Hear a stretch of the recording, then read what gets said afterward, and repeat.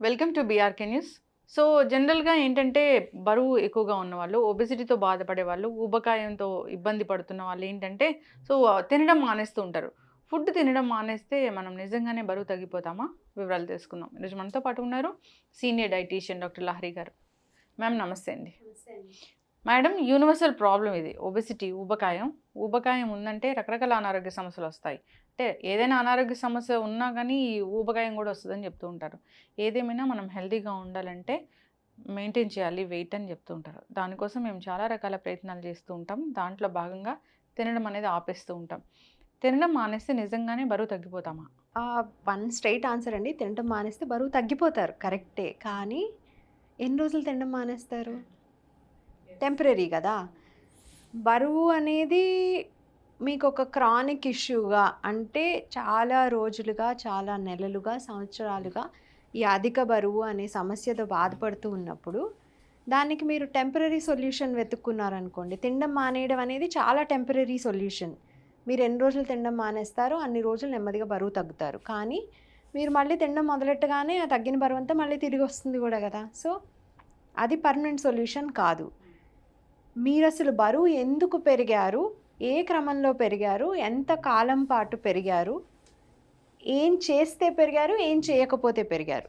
ఇవన్నీ అనలైజ్ చేసుకొని వాటన్నిటిని కరెక్ట్ చేసుకుంటే గదా మనకి పర్మనెంట్ సొల్యూషన్ దొరికేది. సో, ప్రతి ఒక్కదానికి ఆ సొల్యూషన్ అనేది వెతుక్కోవాలి. మీరెందుకు పెరిగారు? పెరగడానికి మీ లైఫ్ స్టైల్‌లో మీ ఆహారం కారణమా? లేకపోతే యాక్టివిటీ లెవెల్స్ కారణమా? స్ట్రెస్ కారణమా? లేదంటే హార్మోన్ ఇంపాక్ట్ ఏమైనా ఉందా? ఆరోగ్యకరమైన సమస్యలు అంటే ఆరోగ్యానికి సంబంధించిన సమస్యలున్నాయా? నిద్రకు సంబంధించి సమస్యలున్నాయా? వీటిలో దేని వలన ఈ ఇబ్బందొచ్చింది? అట్లాగే ఫిజికల్ యాక్టివిటీ సరిగ్గా లేదా? బాగా తక్కువ ఫిజికల్ యాక్టివిటీ చేస్తున్నారా? లేదా కొంతమందేంటంటే ఎక్స్‌ట్రీమ్ ఫిజికల్ యాక్టివిటీ చేసి సడెన్‌గా ఆపేస్తారు. అప్పుడు బరువు పెరిగారా? సో, అసలు బరువనేది ఎందుకు పెరిగారు? అట్లాగే ఎటువంటి ఫుడ్ తినటం మొదలుపెట్టిన తర్వాత బరువు పెరిగారు? ఎలాంటి ఫుడ్ మానేసిన తర్వాత బరువు పెరిగారు? ఇవన్నీ అనలైజ్ చేసుకొని దానికి సంబంధించి మనము దాన్ని రివర్స్ చేసుకుంటూ రావాలి. ఇప్పుడు ఏ దారిలో ఎళ్తే ఈ డెస్టినేషన్‌కి చేరాము అన్నది రీట్రేస్ చేసుకొని వెళ్ళి, మనం హెల్తీగా ఉండాలి అంటే హెల్తీ దారి మార్చుకోవాలి తప్ప, ఇక్కడ నుంచి సడెన్‌గా షార్ట్‌కట్‌లేమి ఉండవండి. మీరు షార్ట్‌కట్స్ తీసుకున్నప్పుడు అంతే వేగంగా వెనక్కి కూడా వస్తారు. షార్ట్ కట్ అంటే ఈ 90 డేస్ వెయిట్ లాస్ అలాంటివి ఉన్నాయి కదా! 90 days weight loss is fine. కానీ 90 డేస్‌లో ఎంత వెయిట్ లాస్ అనేది వెరీ ఇంపార్టెంట్. 90 డేస్‌లో వెయిట్ లాస్ అవ్వచ్చు. కానీ మీరు 90 డేస్ అని, 1 మంత్ అని ఇట్లా డెడ్‌లైన్స్ పెట్టుకున్నారనుకోండి. ఎంతసేపు మీరు ఫోకస్ అంతా కూడా ఎండ్ పాయింట్ దగ్గరే ఉంటుంది. ఈ నెల అయిపోతే చాలు, ఈ 3 నెలలు అయిపోతే చాలు, ఈ 100 రోజులు అయిపోతే చాలు. అంటే మీరే మీ ప్రోగ్రెస్‌కి ఒక ఫినిష్ లైన్, ఎండ్ గోల్ పెట్టేసుకున్నారు. అది అవ్వగానే హమ్మయ్య! ఈ ప్రెషర్ తగ్గిపోతుంది. అప్పుడు నేను నాలాగా అయిపోతాను అనుకుంటారు. అంటే మీకు మీరే అసలు మీరు హెల్తీ అని నమ్మట్లేదు. మరి హెల్తీగా ఉండే పనులు ఎంతకాలం పాటు కంటిన్యూ చేస్తారు? సో, మైండ్ సెట్ ఎప్పుడూ కూడా ఎండ్ గోల్ అనేది బరువు తగ్గడం అనేది ఎండ్ గోల్ అవ్వకూడదు. బరువు తగ్గడానికి మీరేం చేయాలి అనేది ఆ మార్పు ఎలాంటి మార్పు మనలో రావాలి అనేది అది మన గోల్ లాగా పెట్టుకుంటే అప్పుడు మీకొచ్చేటువంటి రిజల్ట్స్ పర్మనెంట్ రిజల్ట్స్ అవుతాయి. సో, 90 డేస్‌లో ఇలాంటివి ఎప్పుడు మీకు ఉపయోగపడతాయి అంటే కొంతమందికి పూర్తిగా మోటివేషన్ ఉండదు. కనీసం 5, 6 కేజీలు నేను వెయింగ్ స్కేల్ మీద చూస్తే అప్పుడు నాకు నమ్మకం వస్తుంది. అప్పటి నుంచి నేను మార్చుకుంటాను అనుకుంటారు.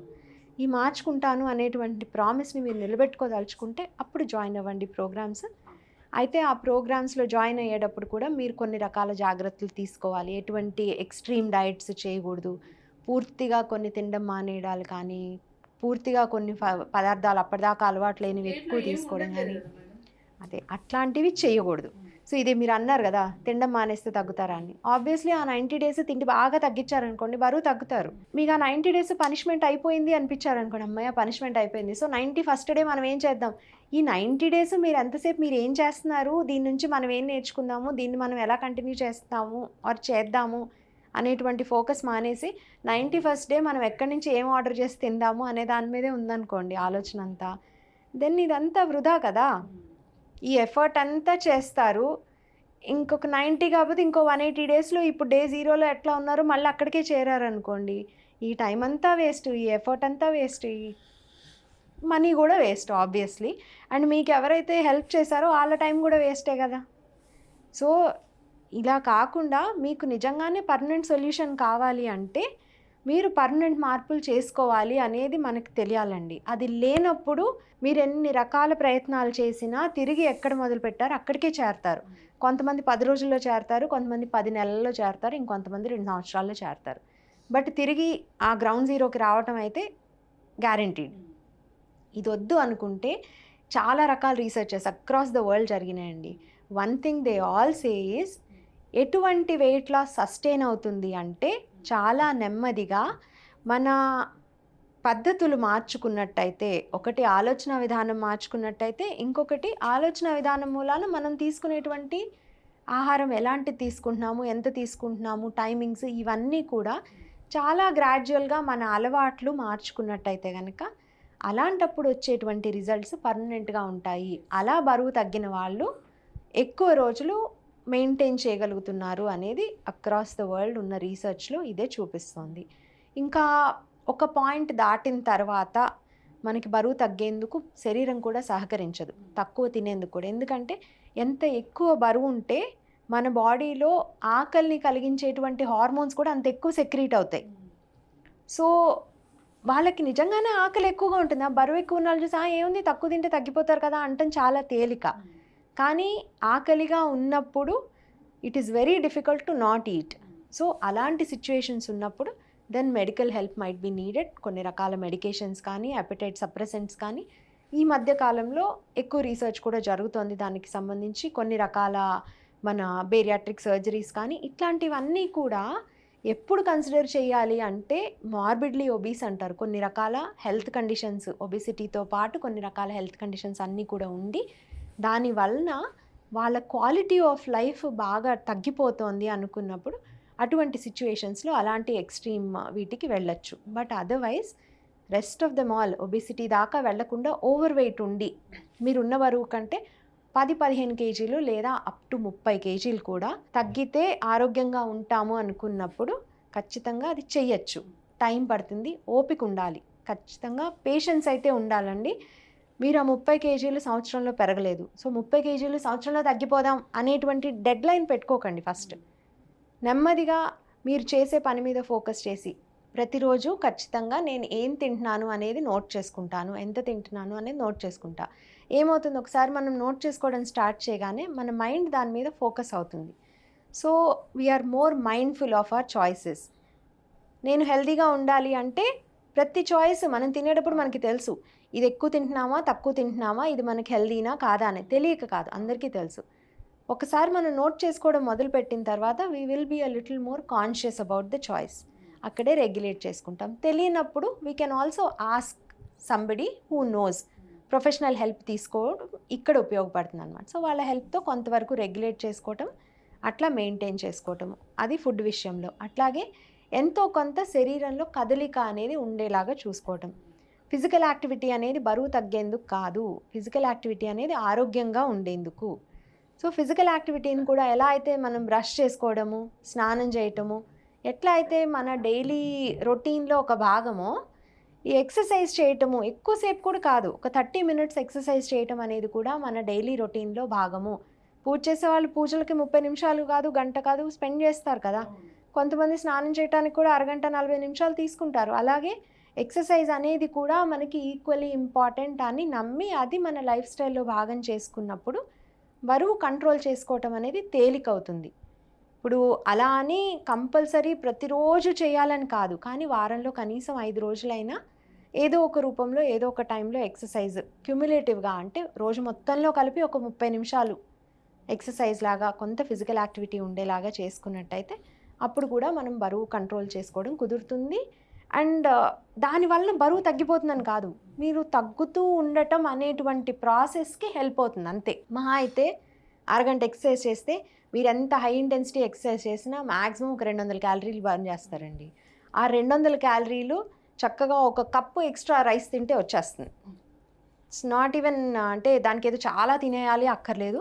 ఒక్కొక్కసారి మీరే మూవీ థియేటర్కి వెళ్ళారనుకోండి, ఒక చిప్స్ ప్యాకెట్ అని ఒక చిన్న మన కూల్ డ్రింక్ కానీ ఏదైనా తీసుకుంటే వచ్చేస్తుంది ఎక్స్ట్రా. సో అంటే ఎక్సర్సైజ్ చేసినంత వృధానా, లేకపోతే దీనికోసమే ఎక్సర్సైజ్ చేశారా అనేది కాదు. సో బరువు తగ్గటం అనే కాన్సెప్ట్ వచ్చినప్పుడు ఎప్పుడు ఏది మానేయాలి, లేకపోతే తిండి మానేద్దామా, టెంపరరీగానా, ఈ టెంపరరీ సొల్యూషన్స్ కోసం వెతకటం మానేసి ఏం చేస్తే ఇక్కడికి వచ్చామో ఆ దారి మార్చుకున్నట్టయితే కనుక డెఫినెట్గా వెయిట్ లాస్ అనేది పర్మనెంట్ అవుతుంది. చాలాసార్లు చాలా వీడియోస్ కింద కామెంట్స్ కూడా చూస్తానండి. నాకు పీసీఓడి ఉంది, నాకు థైరాయిడ్ ఉంది, సో దానివల్లనే నేను బరువు పెరిగిపోయాను, నేను ఇప్పుడు ఫలానా బరువు ఉన్నాను, నేను ఇప్పుడు అర్జెంటుగా బరువు తగ్గిపోవాలంటే ఏం తినాలి చెప్పండి. This is not correct. ఎవరికైనా సరే ఇండివిజువల్గా పర్సనలైజ్డ్ మీ లైఫ్ స్టైల్కి సంబంధించి, మీ రొటీన్కి సంబంధించి మీకు ఇండివిజువలైజ్డ్ పర్సనలైజ్డ్ అడ్వైస్ అనేది అవసరం ఉంటుంది. ఇప్పుడు నాకు జ్వరం వచ్చింది, నాకు మెడిసిన్ ఇవ్వండి అని డాక్టర్ వీడియో కింద పెట్టారనుకోండి, మీకు జ్వరం ఎందుకు వచ్చింది, దానికి కారణం ఏంటి, ఎంత హై ఫీవర్ ఉంది, ఇవన్నీ తెలుసుకుని కదా మెడిసిన్ ఇవ్వాలి. డైట్ గురించి కూడా అంతే సీరియస్గా తీసుకుని ఫుడ్ తీసుకునేది కూడా మన ఆరోగ్యాన్ని కాపాడుకోవడానికే అన్న రియలైజేషన్ వచ్చి దానికి one of the symptoms is మన బరువు అన్నది తెలుసుకున్నప్పుడు డెఫినెట్గా కరెక్ట్ అవుతుందండి. సో మేబీ ఈ వీడియో కింద కూడా నేను 50 కేజెస్ ఉన్నాను, లేకపోతే 80 కేజెస్ ఉన్నాను, నేను బరువు తగ్గాలంటే ఏం చేయాలి, ఇలా జనరిక్ క్వశ్చన్స్ అడగకండి. ఇప్పుడు చెప్పినట్టు మీరు ఏ దారిలో వెళ్తే ఇక్కడికి వచ్చారో చూసుకోండి, నెమ్మదిగా రీట్రేస్ చేసుకొని ఒక్కొక్క చిన్న చిన్న మార్పు అలవాటుగా చేసుకోండి. హెల్దీ అలవాట్లు ఉన్నప్పుడు బరువు అనేది హెల్దీ లెవెల్స్కి ఆటోమేటిక్గా చేరుతుంది. It might take more time అంతే. మీరు ఇన్స్టంటేనియస్గా 90 రోజుల్లో చేరాల్సింది మేబీ ఈ సంవత్సరం అంతా పడుతుందేమో, కానీ you will get the result and that is more permanent. ఎందుకు, మీ అలవాట్లు మారిపోయినాయి. సో ఈ సంవత్సరంలో వదిలించుకున్న 10 కేజీల గురించి మీరు మళ్ళీ నెక్స్ట్ ఇయర్లో ఆలోచించక్కర్లేదు. ఖచ్చితంగా మ్యామ్, చాలా చక్కగా చెప్పారు. చాలామంది కూడా ఇన్స్టెంట్గా ఇప్పుడు గోరువెచ్చని నీళ్ళు, తేనె, నిమ్మరసం తీసుకుంటే బరువు తగ్గిపోతాము, ఇట్లా చాలా ట్రై చేస్తూ ఉంటారు. కానీ మీరు అన్నట్లుగా ఫిజికల్ యాక్టివిటీ ఉండాలి. అసలు మనం బరువు ఎందుకు పెరిగాము, దాన్ని ఎట్లా రివర్స్ చేసుకోవాలని చూసుకోవాలి. సో ఆహార నియమాలు పాటించాలి. ఒక మంచి డైటీషియన్ కానీ, న్యూట్రిషనిస్ట్ కానీ, డాక్టర్ సలహా కానీ ఉండాలి దీనికోసం. అలా అయితేనే మనం బరువు అనేది తగ్గిపోతుంది. ఫ్యామిలీ సపోర్ట్ కూడా ఉండాలండి. ఎప్పుడు కూడా బరువు తగ్గుదాం అనుకున్న వాళ్ళు నాకు ఒకటి ప్రిపేర్ చేసుకుంటాను, ఇంట్లో మిగతా వాళ్ళందరికీ వేరే ఏదో చేస్తాను అనుకున్నప్పుడు మీకు ఓపిక ఉన్న రోజులు మాత్రం చేయగలుగుతారు. ఆడవాళ్ళ విషయంలో అనుకోండి మేబీ ఇంకొన్ని ఎక్కువ రోజులు చేసుకుంటారు.